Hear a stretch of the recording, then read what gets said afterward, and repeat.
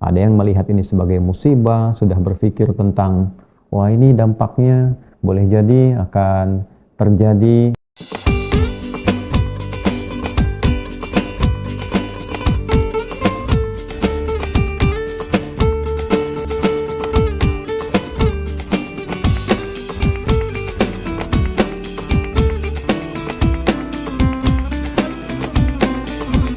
Bismillahirrahmanirrahim. Assalamualaikum warahmatullahi wabarakatuh. Alhamdulillah wassalatu wassalamu ala Rasulillah nabiyyina wa sayyidina Muhammad ibn Abdullah wa ala alihi wa sahbihi wa man walah wa ba'd. Saudara-saudariku sebangsa setanah air dimanapun kita berada, semoga video ini menemui kita semua dalam keadaan yang sehat, dimuliakan oleh Allah Subhanahu wa ta'ala. Alhamdulillah saat ini kita berada di suasana yang masih fitri memasuki 9 Syawal 1446 Hijrah bertepatan dengan 8 April 2025 Masehi. Untuk itu izinkan kami mengawali sapaan ini dengan mengucapkan taqabbalallahu minna wa minkum shalihal a'mal. Semoga Allah Subhanahu wa taala berkenan menerima seluruh amal ibadah terbaik kita yang ditampilkan selama Ramadan, yang dengan itu mudah-mudahan memberikan perubahan positif pada sifat, sikap, dan perilaku kehidupan kita menjadi lebih baik pasca Ramadan, berkontribusi dalam konteks kehidupan kita baik sebagai pribadi, anggota keluarga, dan juga sebagai warga, negara, dan bangsa yang kita cintai ini, pun demikian sebagai warga dunia yang kita tempati sebelum kita berpulang kepada Allah Subhanahu wa ta'ala. Teman-teman, seperti diketahui bahwa dalam suasana yang masih terasa fitri ini, sebagian berkesibukan kembali dari mudik, kemudian kepadatan di arus balik, dan ternyata kepadatan dan keramaian dalam konteks nasional juga diiringi dengan kepadatan dan keramaian dalam konteks internasional. Banyak dinamika yang sedang marak diperbincangkan, terutama terkait dengan kebijakan tarif resiprokal yang diterapkan oleh pemerintah Amerika di era Presiden Trump saat ini. Tentunya kita tidak akan banyak mengomentari hal-hal yang terkait dengan kebijakan ekonomi, masalah di bidang ekonomi, karena itu bukan wilayah kepakaran kita. Ada banyak para pakar di bidangnya yang tentunya pemerintah bahkan mungkin sudah memiliki formula tertentu, sudah memiliki rancangan tertentu yang kita doakan mudah-mudahan Allah Subhanahu wa taala memberikan kelancaran, kebaikan, dan keberkahan dari sekian banyak hal yang disiapkan, dan kita juga berhusnudzon tentu itu akan membawa kebaikan dan pikiran-pikiran baik untuk kita semua. Terlepas dari itu, tentu saja di balik semua dinamika yang kadang-kadang melahirkan banyak drama dan pandangan-pandangan beragam, ada yang melihat ini sebagai musibah, sudah berpikir tentang, wah ini dampaknya boleh jadi akan terjadi sesuatu yang tidak diharapkan, beberapa mungkin akan mendapatkan satu hal yang tidak digambarkan, dari mulai PHK, pabrik-pabrik terdampak, kemudian penilaian dari nilai ekspor yang mungkin akan menurun, dan sebagainya.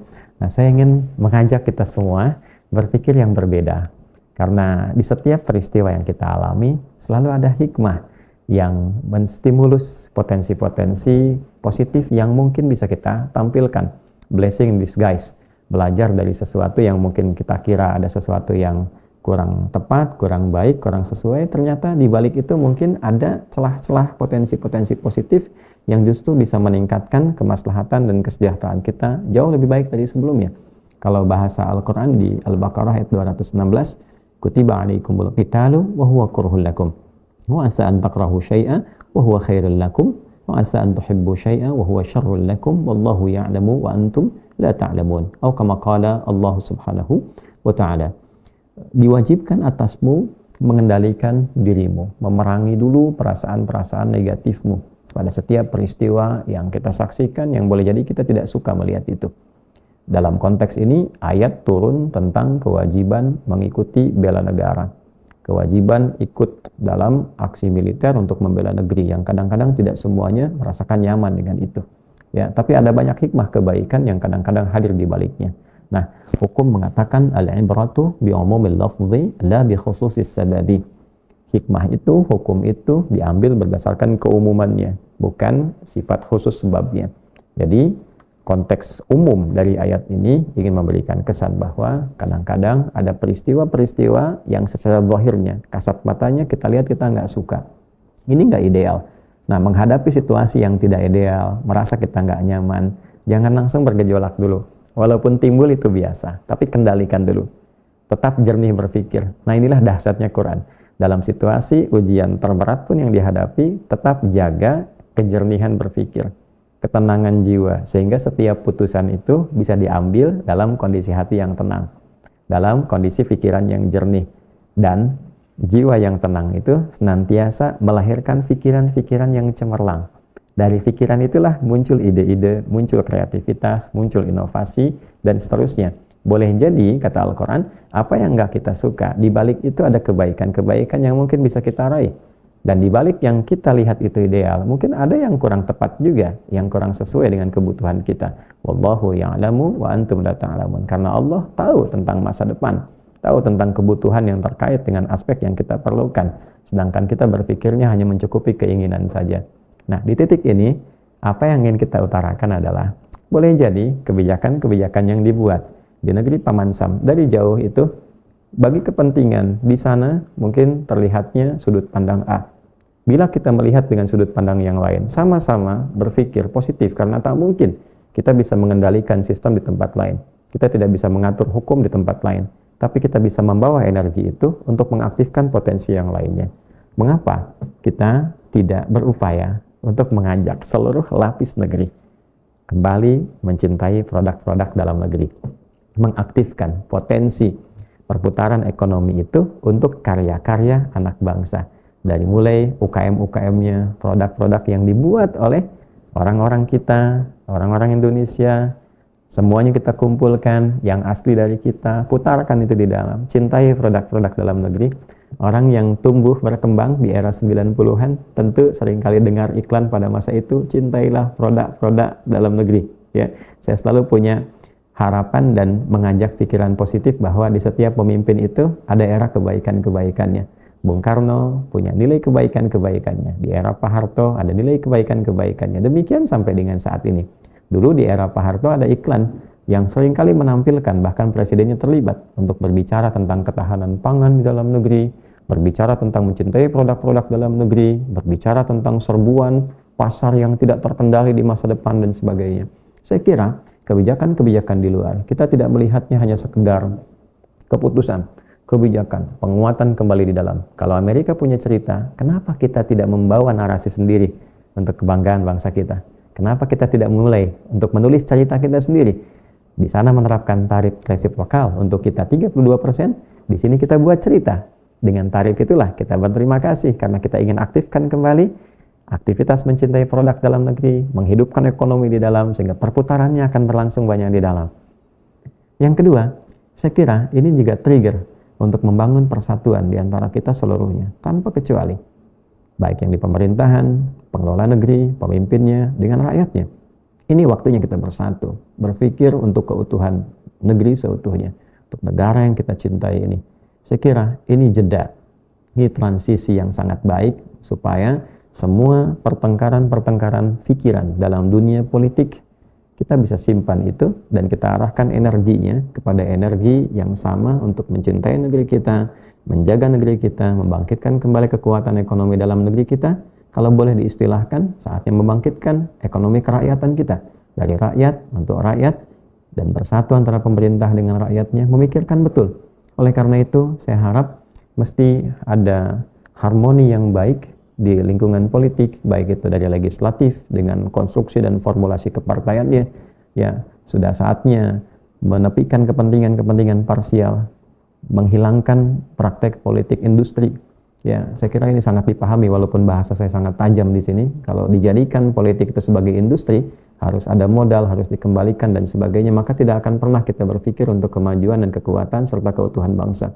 Saya kira semua para pejabat yang sudah berada di level-level yang tinggi, yang cukup baik, saya kira hartanya sudah lebih daripada cukup, kedudukan sudah tinggi, kehormatan sudah diraih, dipanggil yang terhormat, yang kami hormati dan sebagainya, itu lebih daripada cukup. Tinggal yang belum, amal solehnya. kebaikan-kebaikannya, ekspresi kecintaan pada negerinya, itu yang akan jadi legasi yang ditinggalkan untuk pulang saat kita kembali kepada Allah Subhanahu wa taala. Pun demikian, para pengamat dan sebagainya, alangkah kita merasa indah dan nyaman kalau semua pendapat-pendapat ilmiahnya, ketajaman-ketajaman nalarnya, kritiknya, sekarang kita arahkan dengan satu energi yang sama untuk membangun bangsa, memberikan masukan yang positif, membiasakan diskusi dengan argumentasi yang baik, ya tidak harus diisi dengan permusuhan, perpecahan, apalagi kebencian. Saya sangat punya keyakinan yang kuat bahwa semuanya ingin Indonesia ini maju, ingin kuat dan sebagainya. Dan semangat itulah saya kira mungkin yang bisa menyatukan kita semua. Saatnya sekarang kita bikin peta, kalau perlu bikin gerakan globalisasi, ya globalisasi. Jadi ada globalisasi, ada globalisasi. Yang lokal-lokalnya ini kita go-kan, ya. Kita go-kan yang lokal-lokalnya ini, produk daerah ini, produk daerah B, daerah C. Yuk kita gemakkan semuanya. Influencer-influencer ikut aktif. Kalau mebel kesulitan diekspor keluar dengan batas tarif tertentu, ayo putarkan di dalam. Di pemerintahan-pemerintahan, yuk pakai mebel lokal, ya, pakai kursi dari lokal, ya, pakai produk-produk lokal. Nah, kemudian putarkan, ayo viralkan itu semua. Kalau ini ada gerakan di dalam untuk itu, kita tidak harus membalas kebijakan orang, kita menghormati. Amerika punya kebijakan, kita hormati. Tiongkok punya kebijakan, kita hormati, ya. Tapi dengan penghormatan ini kita jadikan sebuah kreasi energi positif untuk membangkitkan ekonomi kerakyatan dari dalam. Nah, kemudian yang kedua teman-teman, tadi saya tekankan adalah persatuan. Persatuan yang sangat penting. Ya, kita harus punya kesadaran yang kuat bahwa negara-negara lain sudah berpikir jauh, ekspansinya sudah keluar.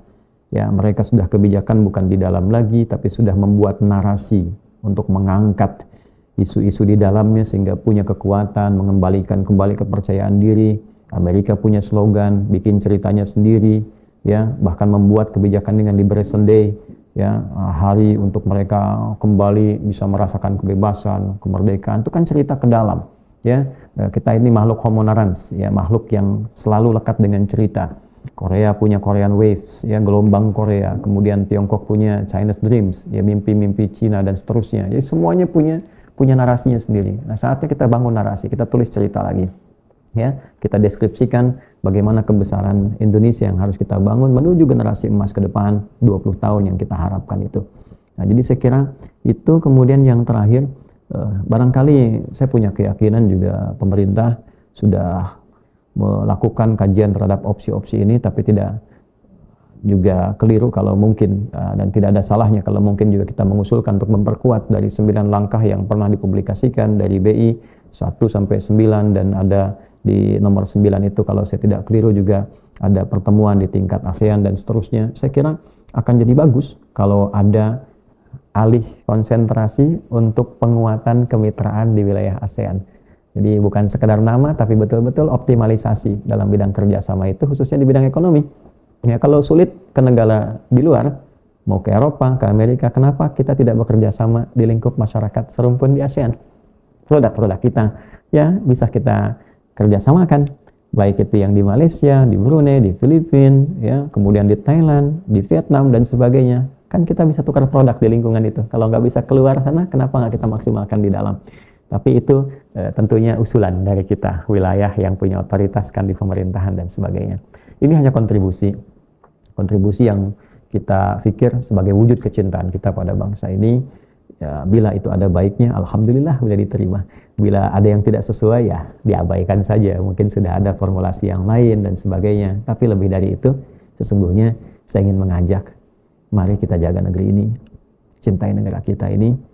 Allah telah mengamanatkan untuk kita satu negara yang indah, dengan keindahan alamnya, dengan kelembutan orang-orangnya. Kita tidak ingin kehilangan karakter ini. Mari saling bersatu, saling mencintai, menjaga negeri ini dengan posisi apapun yang Allah titipkan kepada kita. Itu hanya amanah saja.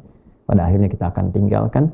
Bila bukan kita meninggalkan negeri ini lebih dulu, boleh jadi dunia ini meninggalkan kita pun untuk selamanya. Mudah-mudahan kita selalu lekat dengan kecintaan untuk memelihara negeri kita tercinta ini atas dasar ibadah kita kepada Allah Subhanahu wa taala. Karena saat proklamasi diperdengarkan, undang-undang pembukaan yang ditampilkan selalu lekat dengan atas berkat rahmat Allah yang Maha Kuasa, dan dengan didorongkan oleh keinginan luhur. Kita memiliki keinginan luhur, tapi keinginan itu kita selalu hadirkan dalam naungan berkat dan rahmat Allah. Cintai negeri kita, jaga selalu, dan niatkan untuk ibadah. Adi Hidayat, maafkan saya. Assalamualaikum warahmatullahi wabarakatuh.